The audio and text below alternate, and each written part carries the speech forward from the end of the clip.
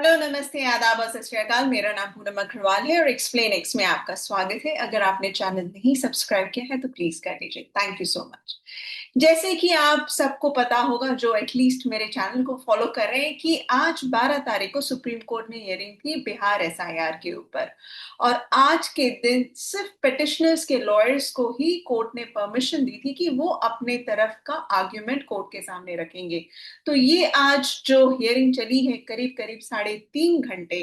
और इस हियरिंग में आज जो सुप्रीम कोर्ट में हुआ वो जनरली होता नहीं है सुप्रीम कोर्ट की हियरिंग के दौरान। और इस हियरिंग में मैं पहले ये बता दूं कि दो वोटर्स को भी लाया गया था, प्रेजेंट किया था जजेस के सामने, जिनका नाम ड्राफ्ट रोल से डिलीट हो गया था ये कहकर कि वो मर गए हैं, लेकिन एक्चुअली में वो जिंदा है। तो उन दो वोटर्स को बिहार से खास तौर पे लाया गया था और सुप्रीम कोर्ट में जजेस के सामने प्रेजेंट भी किया था। उस पर मैं बाद में आऊंगी। पहले मैं आपको क्रक्स में बता दूं, सिनॉप्सिस बता दूं कि आज एग्जैक्टली कोर्ट में हुआ क्या। अगर हम देखें तो आज की हियरिंग काफी अच्छी रही। इनफैक्ट बहुत सारे लॉयर्स ने आज आर्ग्यूमेंट अपना सबमिशन दिया है, स्टार्टिंग विद कपिल सिब्बल, प्रशांत भूषण, अभिषेक मनु सिंघवी और वृंदा ग्रोवर। ये सारे लॉयर्स प्रेजेंट कर रहे हैं पिटिशनर्स को, क्योंकि आपको पता ही होगा कि इस केस में कई सारे पिटिशनर्स हैं। और साथ ही योगेंद्र यादव ने भी एक प्रेजेंटेशन दिया, जो कि एक एक्टिविस्ट है और वो खुद एक पिटिशनर भी है इस मैटर में। तो उन्होंने भी एक बहुत ही अच्छा presentation with facts and figures court के सामने दिया। तो आज का जो सबमिशन था कोर्ट में, अगर मैं सिंपल भाषा में रखूं तो मेनली ये 2 पॉइंट्स पे रहे। एक तो ये कि जो ये प्रोसेस कर रहे हैं, इलेक्शन कमीशन कर रही है, क्या उनका ये मैंडेट है, क्या वो सिटीजनशिप प्रूफ मांग सकते हैं कि नहीं, क्या ये पूरा एक्सरसाइज एसआईआर का जो चल रहा है वो कॉन्स्टिट्यूशनल है या नहीं है। तो जब इस मैटर पे मैं आपको बोलूं तो जो आर्ग्यूमेंट्स खास तौर पे वृंदा ग्रोवर और अभिषेक मनु सिंघवी जी ने जो प्रेजेंट किया, उन दोनों ने facts and figures in the sense, उन्होंने ये लॉ सेक्शंस, रूल्स और एक्ट्स के बेसिस पे उन्होंने बताया कोर्ट को कि as per the act, specially the representation of people's act के तहत, ये राइट नहीं है इलेक्शन कमीशन के पास। और ये एक कॉन्स्टिट्यूशनल प्रोसेस नहीं है, रैदर एक अनकॉन्स्टिट्यूशनल प्रोसेस है। वृंदा ग्रोवर ने ये भी कहा कि आखिर ये जो 11 डॉक्यूमेंट्स जो ये मांग रही है इलेक्शन कमीशन, ये आखिर किस बेसिस पे मांग रही है, किसने इनको ये पावर दिया कि वो ये डॉक्यूमेंट्स मांग सके। उन्होंने कुछ सेक्शंस भी बताए कोर्ट को आरपी एक्ट के तहत।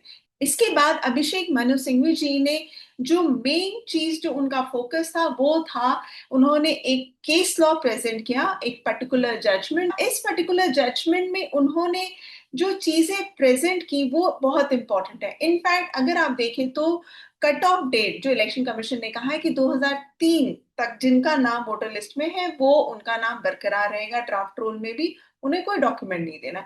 लेकिन 2003 से लेकर अभी तक के जो भी वोटर्स हैं, यानी कि 22 साल के पीरियड में जितने भी लोगों ने वोट दिया, उन सबको डॉक्यूमेंट्स देना है। तो सिंघवी जी का ये आर्ग्यूमेंट था कि आप समझे कि पिछले 22 साल में 5 असेंबली इलेक्शंस और 5 लोकसभा इलेक्शंस हो चुके हैं। तो जिन्होंने वोट दिया है इस दौरान, क्या वो सारे वोटर्स गलत थे, उन्होंने इलीगल तरीके से वोट दिया। इनफैक्ट उन्होंने केस में एक पर्टिकुलर जजमेंट में ये भी साइड किया कि ये जो वोटर लिस्ट बनता है उसमें ये प्रिज्यूम किया जाता है कि जब किसी का नाम वोटर लिस्ट में डाला जा रहा है तो उस समय प्रॉपर वेरिफिकेशन किया जा रहा है इलेक्शन कमीशन के द्वारा। बिना वेरिफिकेशन के किसी का भी नाम इलेक्टोरल रोल या वोटर लिस्ट में नहीं आ सकता। तो ये एक प्रिजम्पशन है कि अगर आपका या मेरा नाम वोटर लिस्ट में आ रहा है, इसका मतलब इलेक्शन कमीशन ने उसको वेरीफाई किया है, तभी उसमें आया। इसी कारण 22 साल से वो वोटर भी वहां बिहार में वोट कर रहा है। तो ये केस लॉ में ये क्लियरली लिखा है। तो अभिषेक मनु सिंघवी जी का क्लियरली ये कहना था कि ये जो एसआईआर का प्रोसेस है ये सही नहीं है एंड दिस इज अनकॉन्स्टिट्यूशनल। इसके बाद प्रशांत भूषण जी जब वहां पर आर्ग्यूमेंट कर रहे थे तो उस दौरान भी जजेस ने खासतौर पे एक सवाल पूछा कि 2003 में क्या प्रोसेस फॉलो किया गया था, किस तरह के डॉक्यूमेंट्स मांगे गए थे। तो प्रशांत भूषण जी ने क्लियरली ये कहा कि 2003 में 11 जो डॉक्यूमेंट्स इलेक्शन कमीशन ने बोला है वो नहीं मांगे गए थे, ना ही किसी तरह का एन्यूमरेशन फॉर्म भरवाया गया था, क्योंकि इस तरह की कोई भी डॉक्यूमेंट्री एविडेंस इलेक्शन कमीशन की वेबसाइट पे मौजूद नहीं है। इनफैक्ट इसी सेम मुद्दे पर योगेंद्र यादव ने भी कोर्ट में यही कहा कि इस तरह का कोई भी ऑर्डर या नोटिफिकेशन जो कि 2003 के बिहार एसआईआर से रिलेटेड है या इंटेंसिव रिवीजन से रिलेटेड है, उसका कोई भी डॉक्यूमेंट वेबसाइट पे अवेलेबल नहीं है। तो उन्होंने कहा इलेक्शन कमीशन के लॉयर से कि अगर आप वो मुहैया करा दे तो बहुत अच्छी बात है, हमें भी पता चले कि आखिर 2003 में क्या प्रोसेस फॉलो किया गया था और किस तरह के डॉक्यूमेंट्स मांगे गए थे। इनफैक्ट उन्होंने इस पर, योगेंद्र यादव जी ने एड ऑन किया इस पर और कहा कि उस समय इस तरह का कुछ भी नहीं फॉलो किया था, रादर जो डॉक्यूमेंट्स अभी तक अवेलेबल है इलेक्शन कमीशन की साइट पे या जो लोग उस समय मौजूद थे, उन्होंने यही बताया कि वोटर लिस्ट निकाल कर दिया गया था इलेक्शन ऑफिसर्स को और उनको कहा गया था कि वो डोर टू डोर जाके चेक करें कि ये पर्टिकुलर इंसान है कि नहीं है। सो एडिशन और डिलीशन उस तरह से किया गया था, किसी भी तरह का फॉर्म या किसी तरह का डॉक्यूमेंट्स नहीं मांगा गया था।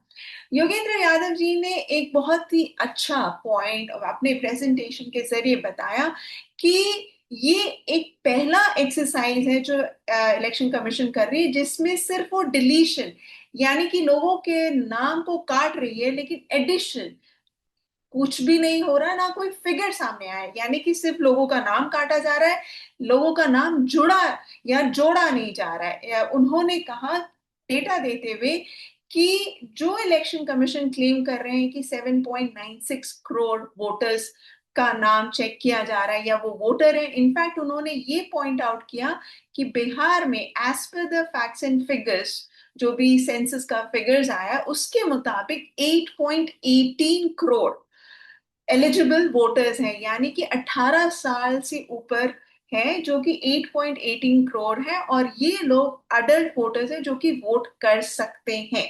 तो उन्होंने साथ में ये भी पॉइंट आउट किया कि करीब करीब 29 लाख लोगों का नाम जुड़ना चाहिए क्योंकि ये नए वोटर्स की श्रेणी में आते हैं। तो वो ये कहना चाह रहे थे कि ये आश्चर्य की बात है कि जब आप इतना बड़ा एक्सरसाइज कर रहे हैं एसआईआर का, तो आप डिलीशन तो कर दिया आपने 65 लाख वोटर्स का ये कह के कि वो मर गए हैं या माइग्रेट कर गए, लेकिन आपने एक वोटर का एडिशन नहीं दिखाया और ना ही कोई फिगर दिया है कि इतने लोगों का नाम जोड़ा गया है।